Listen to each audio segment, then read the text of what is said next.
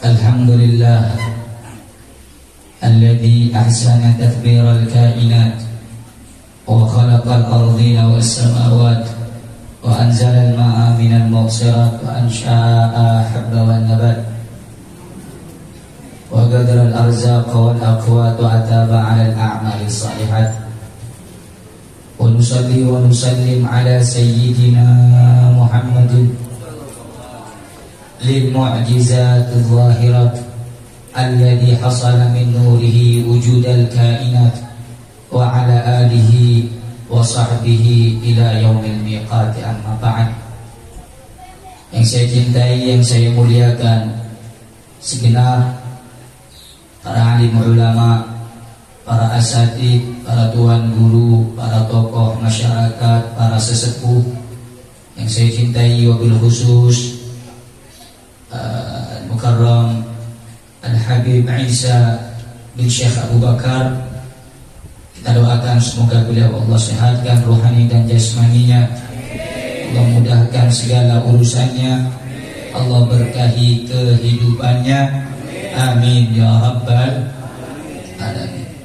Yang saya cintai, yang saya muliakan, segenap para asatid, para guru-guru ngaji, tokoh agama yang tidak dapat saya sebutkan namanya satu persatu, tidak mengurangi rasa ta'zim hormat saya kepada beliau-beliau semuanya. Kita doakan semua guru-guru kita, asatid-asatid kita, sesepuh-sesepuh kita, Allah sehatkan umurnya, Allah panjangkan umurnya, Allah sehatkan ruhani dan jasmaninya, Allah berkahi umurnya, Allah istiqamahkan dalam ibadahnya, amin ya rabbal alamin. Begitu juga salam ta'zim saya, hormat saya kepada sahibul hajah, sahibul bait, keluarga besar Bapak Haji Nabhani yang menjadi wasilah, menjadi perantara hingga kita bisa kembali. Yang pertama, mempererat ikatan ukhuwah, tali persaudaraan di antara kita sesama umat Islam, terlebih-lebih lagi memperkuat tali persaudaraan kita sesama umat baginda Nabi besar Muhammad, yang dimana Allah Subhanahu wa ta'ala berfirman, innamal mu'minuna ikhwatun fa aslihu baina akhwaikum.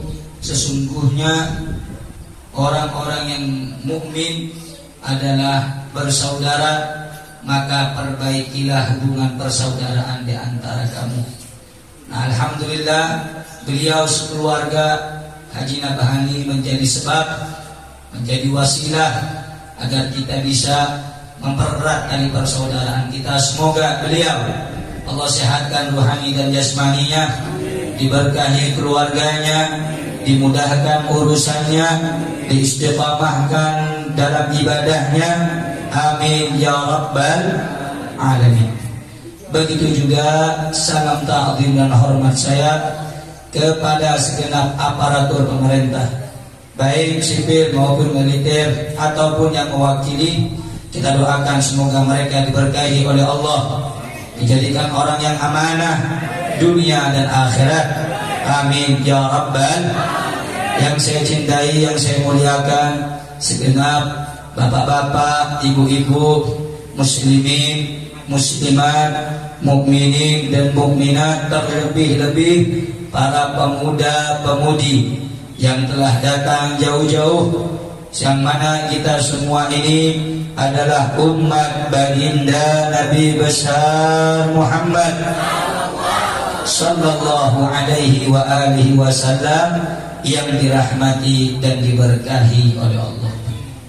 Alhamdulillah, pada kesempatan siang yang penuh dengan keberkahan ini, yang mana ini tempat, ini wadah, ini lokasi, ini acara menjadi berkah, mulia, sempurna, agung, bukan karena hadirnya kita, bukan hanya dengan datangnya ibu-ibu dan bapak-bapak, tetapi hadirnya kita menjadi mulia, berkumpulnya kita menjadi agung, karena di dalam acara ini kita telah mengagungkan Nabi besar Muhammad sallallahu alaihi wasallam. Dikatakan dalam syair, ma madahtu Muhammadan bi qasidati walakin mudiha qasidati bi Muhammadin.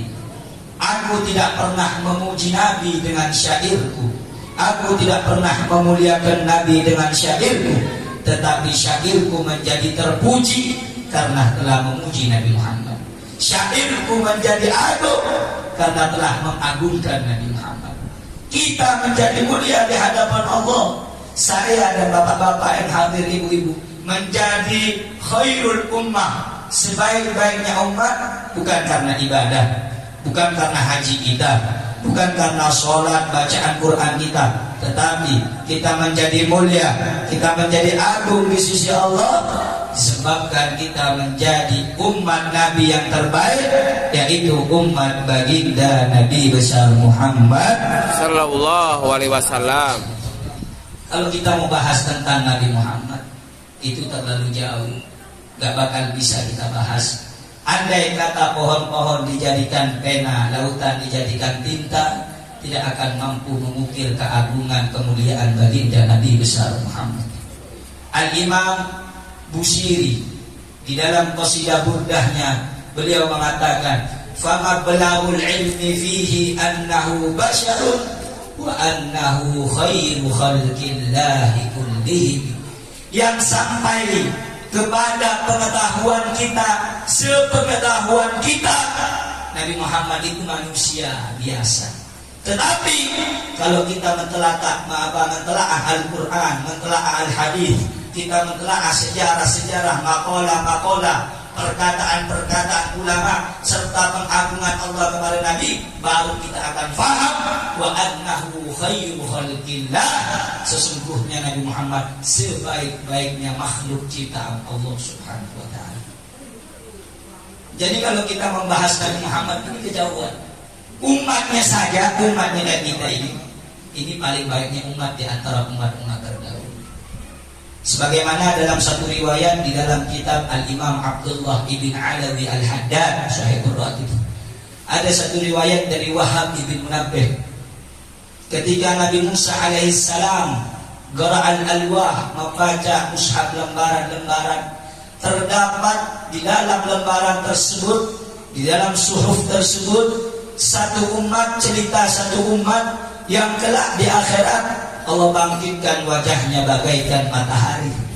Nabi Musa bertanya, ya Allah, umat siapa yang kau bangkitkan wajahnya terang bagaikan matahari? Nah, Allah Subhanahu wa taala berfirman, hum ummatu Ahmad, mereka umatnya Nabi Muhammad.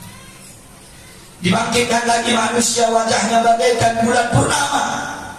Ditanya lagi, man hum ya Allah, siapa mereka itu? Dijawab oleh Allah Subhanahu wa taala, hum ummatu Ahmad, mereka umatnya Ahmad. Dibangkitkan lagi manusia yang mana nanti kedudukannya lebih mulia daripada umat-umat terdahulu. Bahkan Nabi sendiri mengatakan, ulama ummati ka'anbiya Bani Israil, ulama dari umatku ini seperti nabi-nabi Bani Israil. Nanya Nabi Musa, siapa mereka ini ya Allah? Begitu agung, begitu mulia, begitu sempurna. Dijawab oleh Allah, hum ummatu Ahmad, mereka itu umat kekasihku Muhammad sallallahu. Di akhir dialognya antara Nabi Musa dengan Allah, Nabi Musa berdoa, idan, kalau begitu ya Allah, ij'alni min ummati Muhammad, jadikan aku ya Allah sebagai umatnya Nabi Muhammad. Apa kata Allah? Wahai Musa, engkau gak bisa jadi umat Muhammad karena engkau seorang nabi, engkau memiliki umat. Andai kata kalau engkau menjadi umat Muhammad, siapa yang akan membimbing mereka? Siapa yang akan menjadi nabi di antara kaum? Nabi Musa, saudara-saudara. Nabi Musa maksumun, terpelihara dari dosa. Nabiyun, seorang nabi, kekasih Allah, kalimullah, nabi yang bisa langsung berdialog dengan Allah. Masih berdoa minta dijadikan umatnya Nabi Muhammad. Saya dan kalian bapak-bapak, ibu-ibu, lahir belum pernah kita minta dijadikan umatnya Nabi Muhammad. Kita berdoa nggak pernah minta dijadikan pengikutnya Nabi Muhammad, tetapi Allah menjadikan takdir kepada kita menjadi pengikut umat Nabi yang terbaik, yaitu umat baginda Nabi besar Muhammad. Allahumma salli ala sayyidina Muhammad. Allahumma salli wa sallim Sallu ala Nabi Muhammad. Sallu ala Nabi Muhammad. Sallu alaihi. Saudara-saudara, umatnya saja Allah muliakan, apalagi nabinya. Umatnya saja Allah agungkan, apalagi nabinya. Ada dalam satu kitab namanya Khosaisu min Ummati Muhammadiyah. Itu karangannya As-Sayyid Muhaddits Dr. Profesor Muhammad bin Alawi bin Abbas Al-Maliki Al-Hasani. Sayyid Maliki di kota Makkah mengarang satu kitab khususnya keutamaan kekhususan umat Nabi Muhammad. Diceritakan dalam kitab tersebut ada suatu riwayat kalau di zaman dulu umatnya Nabi Musa, umatnya Nabi Ibrahim, umatnya Nabi semua anak Yakub, semua itu kalau mereka lagi berdosa, berbuat maksiat, melakukan kesalahan, mungkarat, dhalalat, sayyi'at, itu nunggu dikumpulkan di satu padang, di satu lapangan sampai datang awan berwarna hitam mendung. Kalau sudah datang mendung hitam, mereka dilemparkan pedang satu-satu, mereka saling membunuh satu dengan yang lain untuk menebus dosa-dosa mereka. Saya dan kalian pagi, sore, siang, malam bangun tidur, mau jalan, apalagi keluar rumah, masuk rumah, maksiat kerjanya. Tapi Allah tidak pernah menyuruh kita ngambil pedang membunuh untuk menebus dosa kita. Tapi kita cukup meminta taibun min Allah, minta taubat kepada Allah Subhanahu wa taala. Sehingga dimanapun umat Nabi Muhammad melakukan dosa, jika dia datang kepada Allah dengan hati yang tulus, Allah akan mengabulkan taubat dan doa-doa kita. Bukan karena doa kita, tapi karena kita menjadi umat Nabi Muhammad. Allahumma shalli ala Muhammad. Bahkan Nabi Adam dalam satu riwayat pernah cemburu kepada umatnya. Sama kita Nabi Adam cemburu. Kenapa? Ada 3 hal yang membuat aku cemburu, kata Nabi Adam kepada umat Muhammad. 1, ketika aku melakukan dosa dari di dalam surga, Allah turunkan aku ke dalam dunia. Tetapi umat Muhammad, mereka melakukan dosa di dunia, manakala di hatinya masih ada la ilaha illallah Muhammadur Rasulullah, mereka berbuat dosa di dunia, kalau mati nanti dimasukkan ke dalam surga. Itu yang pertama. Yang kedua, aku cemburu kepada umat Muhammad. Kalau saya melakukan kesalahan, pelanggaran di dalam surga, Allah buka segala pakaian-pakaian saya, cuma Allah menutupi bagian aurat saya, semuanya lepas dari tubuh saya. Tetapi umat Muhammad, walaupun siang, pagi, sore, malam, setiap detik lupa, lalai melakukan dosa, tidak ada satu helai benang pun dicopot dari tubuhnya. Itu yang kedua. Yang ketiga, kalau saya melakukan suatu pelanggaran, Allah terima taubat saya setelah beberapa ratus tahun lamanya, dan itu pun nunggu ketika saya berada di kota suci Makkah, baru Allah terima taubat saya, Allah terima doa saya, Allah kabulkan permohonan saya. Tetapi umat Muhammad dimanapun melakukan dosa, dimanapun melakukan maksiat, dimanapun melakukan kemungkaran, dhalalat, sayyi'at, khianat, nggak perlu nunggu harus ke Makkah. Dimanapun mereka bertaubat, diterima oleh Allah taubatnya. Sebab karena kita ini mulia, menjadi pengikutnya Nabi Muhammad. Sallu ala Nabi Muhammad. Sallu ala Nabi Muhammad. Oleh karena itu, saudara-saudara, kalau kita datang ke acara maulid, jadikan acara ini sebagai penambah rasa cinta kita kepada Nabi Muhammad. Jadikan perkumpulan semacam ini sebagai sebab agar kita menjadi kuat hubungan kita dengan Nabi Muhammad. Tidak ada jalan nanti di akhirat. Al-Imam Junaid Al-Baghdadi mengatakan, kullu turuq ilallahi masdudah illa man ittafa athar rasuli. Setiap jalan menuju Allah di hari kiamat putus kecuali jalan orang yang mengikuti Nabi Muhammad. Setiap perilaku kita, setiap kehidupan kita, niatkan ittiba din Nabi, mengikuti Nabi Muhammad SAW. Ikuti orang soleh, ikuti salafun saleh, ikuti para ulama, ikuti orang-orang yang mendapatkan anugerah keilmuan dari Allah Subhanahu wa taala. Al-Habib Ali bin Muhammad bin Husain Al-Habsyi mengatakan, ikuti orang saleh, orang alim, salafun saleh, li'annahum, karena sesungguhnya mereka itu segala amalnya itu aslun, berasal asli daripada sunnahnya Nabi Muhammad sallallahu alaihi wasallam. Bagaimana duduknya Nabi, bagaimana caranya Nabi, bagaimana Nabi ini kalau datang di majelis taklim, bagaimana Nabi memperkuat hubungan persaudaraan, sampai-sampai Nabi Muhammad bersabda, al-muslim bil muslim kal bunyan yashuddu ba'duhum ba'dha.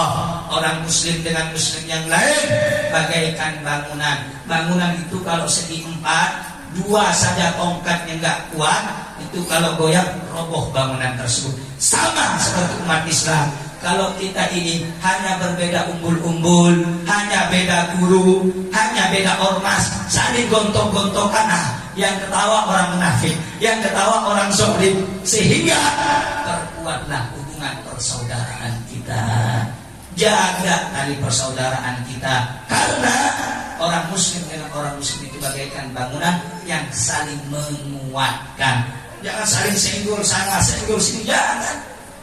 Selama tidak keluar dari manhajnya Allah, manhaj Nabi Muhammad, tidak keluar koridor dari Al-Quran dan Sunnah, ikuti mereka. Cara boleh berbeda. Contoh, kalau kita dari bandara mau ke bandara, jalan kan nanti misalnya dari sore sampai dari Bogor, sampai dari Sukabumi. Tapi intinya kemana? Bandara. Contoh akalnya begitu. Caranya boleh beda. Ada yang tegas, ada yang lembut. Silakan, selama tidak keluar daripada syariat baginda Rasulullah, intinya untuk Islam dan untuk Allah dan Rasulnya. Sebagian orang sekarang, saya nggak setuju kalau ada orang mengatakan, oh Nabi itu lembut, Nabi aja diludahi nggak balas, Nabi aja ditipuki nggak balas. Iya memang itu pribadi Nabi. Nabi lagi sholat nih Pak, di dalam masjid. Itu Abu Jahal dengan kawan-kawannya ngambil jeroannya onta, usus-ususnya ditimpakan ke atas pundaknya Nabi Muhammad. Itu Sayyidah Fatimah menangis membersihkan kotoran itu. Nabi nggak balas, nggak marah, sebab itu pribadi Nabi.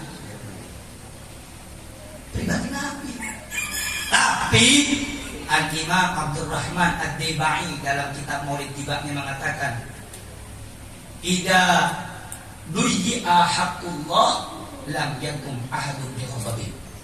Tapi kalau ada yang macam-macam dengan syariat Allah, menghinakan Allah, tidak ada yang bisa menghalangi kemarahan Nabi. Kalau Nabi lembut, nggak ada perang Badar, nggak ada perang Uhud, nggak ada perang Khandaq.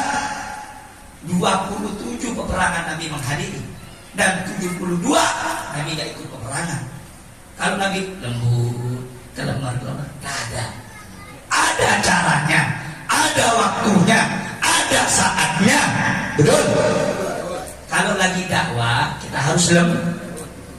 Allah kan sudah bilang dalam Al-Quran, ud'u ila sabili rabbika bil hikmah. Gak ada. Dakwah itu harus namanya juga ngajak orang. Ayo kita jadi orang baik, lembut. Tapi kalau sudah amar ma'ruf nahi mungkar, nggak bisa lembut itu. Putih katakan putih, hitam katakan hitam, jangan abu-abu.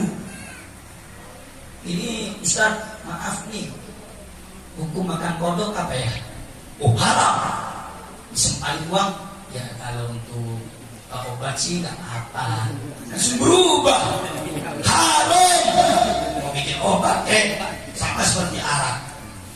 Arak itu mau jadi penghangat badan mau supaya seger haram. Sekali haram tetap haram.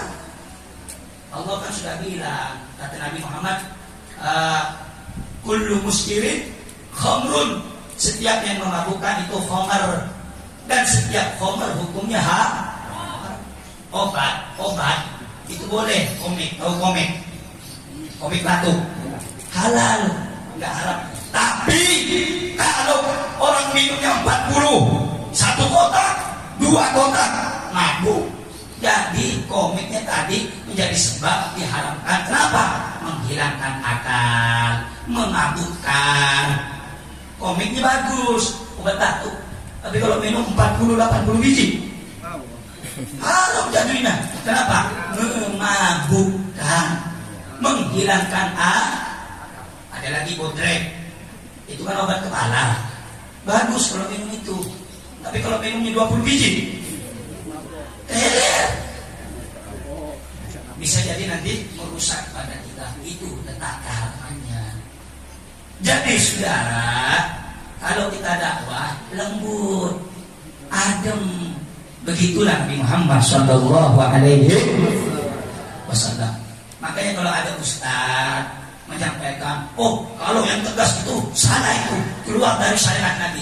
Ustaz, belajar dulu sama ulama. Bisa nggak itu ustaz hapus Al-Quran, ayat-ayat Quran yang mengatakan innallaha ashtara minal mu'minina anfusahum wa amwalahum bi anna lahumul jannah. Sesungguhnya Allah telah membeli daripada orang yang beriman. Apa yang mau membeli? Jiwa mereka, harta mereka, perjuangan mereka, keringat mereka, darah mereka. Allah ganti dengan apa? Surga. Bisa mereka hapus itu? Ada ayat lagi mengatakan ya ayyuhan nabi jahidil kufar wal munafikin wa qul alaihim wa ma'wahum jahannam. Duhai nabi, perangi orang kafir, perangi orang munafik, wa qul alaihim, bersikap keras kepada mereka. Yang nyuruh keras siapa? Yang nyuruh keras siapa? Allah. Wa qul alaihim, kerasin. Jangan kayak mental kerupuk. Tahu kerupuk? Kena air lempem. Kasih. Wa ma'wahum jahannam, tempat mereka munafik kafir neraka jahannam Allah. Banyak ayat jihad. Makanya saudara, kalau lagi dakwah lembut, adem, ayem. Tapi kalau sudah amar ma'ruf nahi munkar, nggak bisa dinego-nego. Yang hak katakan hak, yang batil katakan batil. Makanya Allah bilang dalam Al-Quran, ya ayyuhalladzina amanu may yartadda minkum an dinihi fasawfa yu'tillahu biqaumin yuhibbuhum wa yuhibbunahu. Wahai orang yang beriman, jika ada di antara kamu yang keluar dari agama, murtad dari Islam, Allah akan berikan, Allah akan datangkan, Allah akan gantikan suatu kaum yang cinta kepada Allah, dan Allah mencintai mereka. Tandanya apa kaum tersebut? Adillatin 'alal mu'minin, kasih sayang, lemah lembut kepada sesama muslim. A'izzatin 'alal kafirin, keras kepada orang kafir. Kenapa ini gak disampaikan sama ulama sekarang? Jangan. Kemudian Allah bilang mengatakan apa? Yujahiduna fi sabilillah, mereka berjuang di jalan Allah. La yakhafuna laumata la'im, mereka gak khawatir, gak kepikiran walaupun semua orang membenci, menghina, menfitnah mereka. Artinya apa? Kalau sudah berdakwah, niatkan ikhlas karena Allah. Jadi kalau nanti di tengah jalan ada yang menghina kita, menfitnah kita karena kita istiqomah dalam perjuangan, jangan takut. Berjuang bela Islam mati, gak bela Islam juga mati. Dakwah lembut mati, gak dakwah lembut juga mati. Yakin mati? Yakin mati? Yakin? Saya gak mau ikut yang tegas. Saya mau ikut yang lembut biar lebih aman. Mati. Mati. Bib, saya doa aja di rumah, Bib. Saya gak mau ikut-ikut, Bib. Saya biar aman aja, Bib. Ibadah. Mati.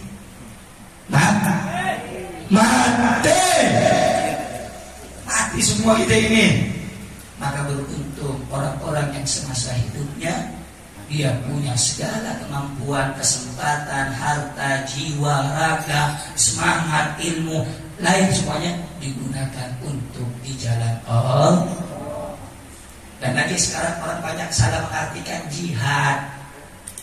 Jangan nanya dulu, belajar tafsir.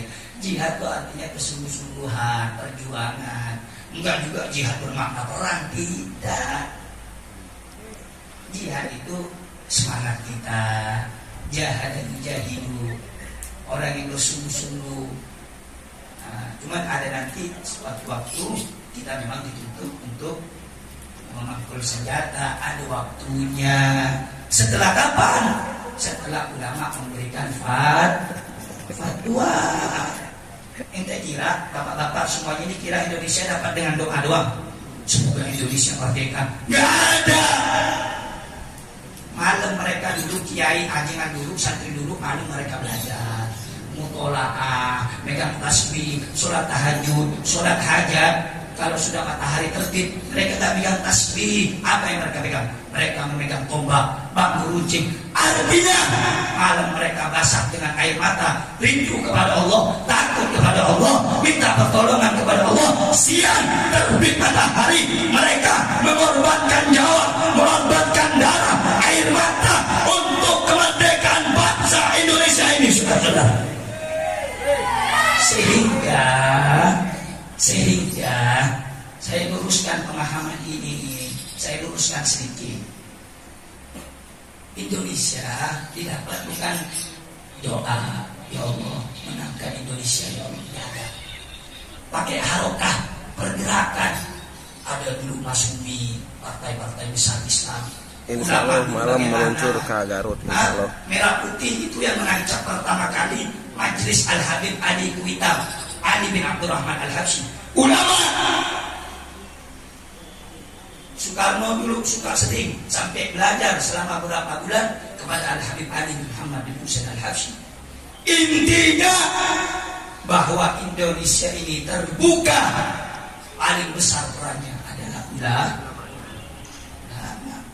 Makanya saya masih ingat itu kata Habib Rizik Syihab, kalau pengen menguasai Indonesia ini pengen ngancurin cuma dua, hijau dua. Satu, hijau TNI. Kenapa? TNI punya senjata. Kalau sudah TNI-nya disusupin, dirasukin, dihancurin, gampang. Yang kedua, hijau ulama. Karena ulama punya masa. Kalau ini tumbang dua, kapanpun orang kita aja bisa masuk. Jadi dua ini. Oleh karena itu umat Islam ikuti ulama, ikuti mereka. Jangan kita nyimpang biur. Udah. Jadi saudara-saudara yang dimuliakan oleh Allah, Nabi Muhammad salah tanggapan kalau ada orang bilang Nabi Muhammad lembut-lembut saja, Nabi Muhammad itu gak tegas. Jawabannya pakai akal aja. Kalau Nabi Muhammad lembut, Nabi Muhammad senyum-senyum aja, agama dihina, Allah dihina, Al-Quran dihina, senyum-senyum saja, gak bakal ada namanya Fathul Makkah. Gak ada surat yang berbicara tentang harum, gak ada ayat yang berbicara ya ayyuhan nabi jahidil kufar wal munafikin. Artinya di sisi lain Nabi Muhammad lembut, di sisi lain Nabi Muhammad tegas. Itu yang pertama. Yang kedua, yang lama-lama ini kasihan bapak-bapak ibu-ibu panas. Sallu ala Nabi Muhammad. Allahumma shalli wa sallim wa barik alaihi. Sallu ala Nabi Muhammad. Allahumma shalli wa sallim wa barik alaihi. Karena itu saya mau tanya, Nabi Muhammad sifatnya lembut atau tidak? Lembut. Lembut atau tidak? Lembut. Lembut atau tidak? Lembut. Santun atau tidak? Santun. Ramah atau tidak? Ramah. Tapi kalau sudah amar ma'ruf nahi munkar, yang hak harus bilang hak, yang batil harus katakan batil. Nabi Muhammad tegas apa lembut? Tegas. Tegas apa lembut? Tegas. Tegas apa lembut? Tegas. Jadi lembut dan tegas adalah dua ciri sifatnya. Nabi. Sifatnya. Nabi. Sampai sini jelas tidak? Jelas. Jelas tidak? Jelas. Paham tidak? Paham. Sallu ala Nabi. Allahumma shalli wa sallim wa barik alaih. Itu yang pertama. Yang kedua terakhir. Adanya peringatan Maulid ini agar kita kenal sama Nabi, agar kita gak jauh dari Nabi, agar kita bisa mencintai Nabi.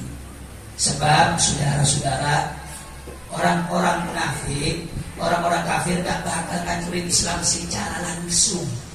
Dia pelan-pelan. Generasi muda dihancuri. Dengan apa? Dengan berbagai macam keinginan mereka, propaganda mereka, cara mereka. Makanya Allah bilang dalam Al-Quran, walan tarda antal yahudu walan nasara hatta tattabi'a millatahu.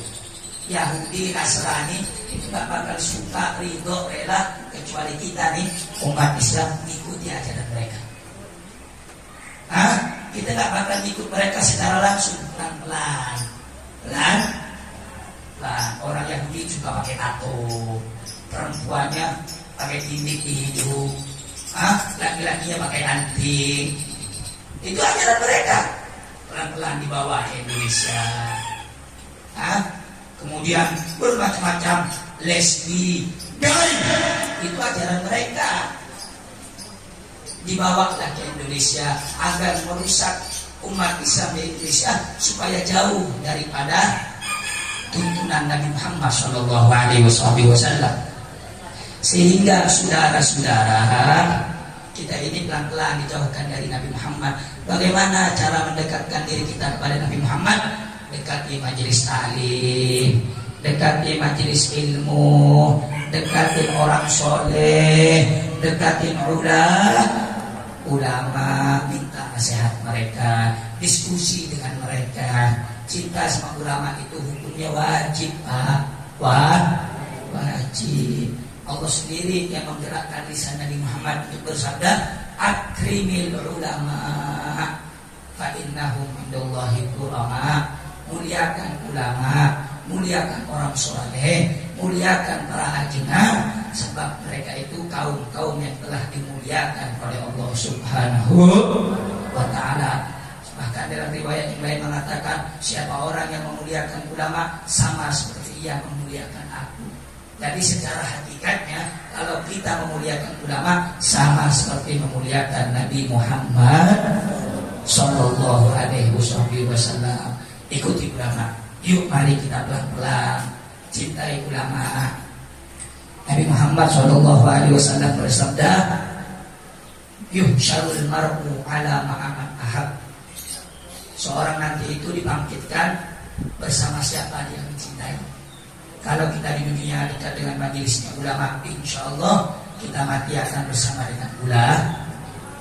Ada satu hadis yang mengatakan yusfa'u, akan memberikan syafaat 3 golongan. Yang pertama al-anbiya, yang pertama para nabi.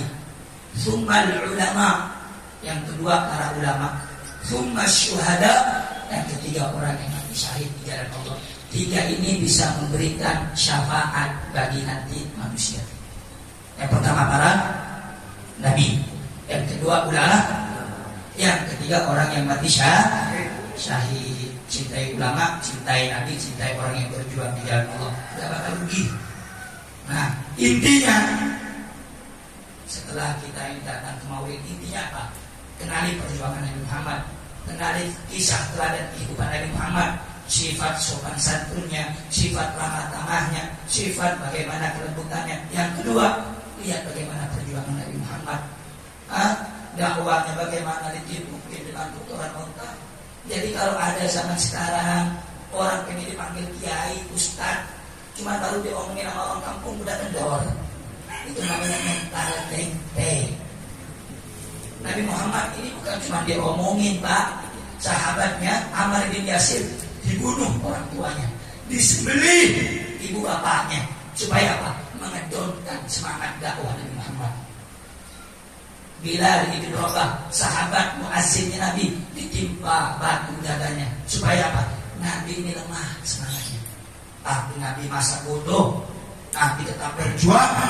Mau Nabi difitnah, mau Nabi dihina, mau Nabi caci maki, mau Nabi dilempar kotoran onta sekalipun, Nabi tidak pernah mundur untuk mensyiarkan agama Islam, agamanya Allah Subhanahu. Saya tanya semua orang sini, kira-kira siap tidak untuk menyebarkan dakwah? Siap tidak mensyiarkan Islam? Siap tidak meneruskan perjuangan Nabi Muhammad? Siap ikuti ulama? Siap bersatu dengan ulama? Siap kita jaga Islam? Siap kita bela Islam? Siap ikuti ulama yang istiqamah? Takbir! Takbir! Sallu ala Nabi! Sallu ala Nabi! Sallu ala Nabi! Sampai di sini jelas? Jelas? Nabi kalau dakwah lembut atau tidak? Nabi kalau menyebarkan Islam lembut atau tidak? Nabi kalau memberikan wejangan nasihat lembut atau tidak? Lembut atau tidak?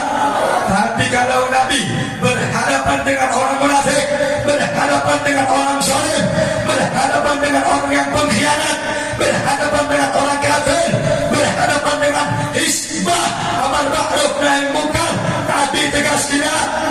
Nabi tegas tidak? Nabi tegas tidak? Jadi lembut dan tegas adalah dua sifatnya. Dua sifatnya. Dua sifatnya. Jadi Nabi satu sisi lembut, satu sisi lagi tegas. Kira-kira umat Islam siap ikut sifat Nabi? Siap teladani sifat Nabi? Sallu ala Nabi! Sallu ala Nabi! Allahumma salli wa sallim wa barik alaihi. Saudara, kira-kira ini lanjut jangan nih? Lanjut jangan? Lanjut jangan? Lihat jam dulu. Jam 1:05. Lanjut. Lanjut. Entar ada yang ngomong lapar, Beb. Capek, Beb. Keringetan, Beb. Lanjut. Lanjut.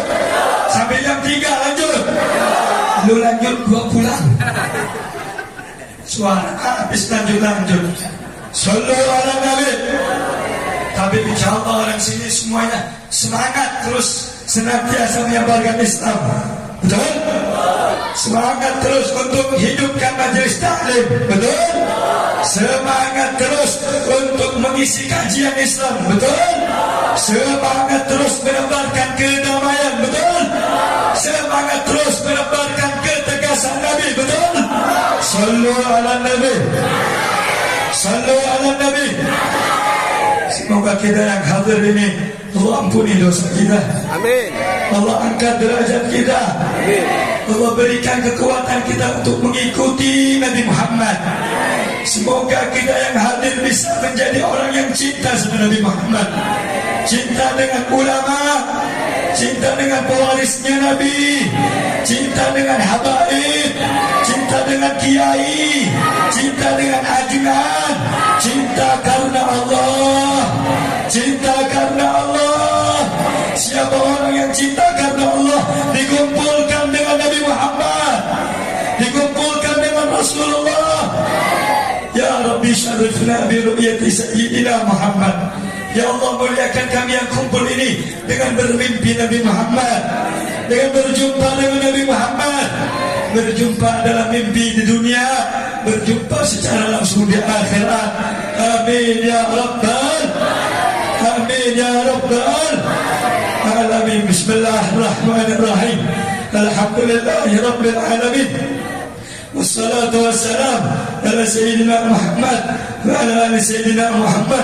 Rabbi fanfa'na bi barakatihim wahdina al-husna bi hurmatihim wa amitna fi tariqatihim wa mu'afati min al-fitani.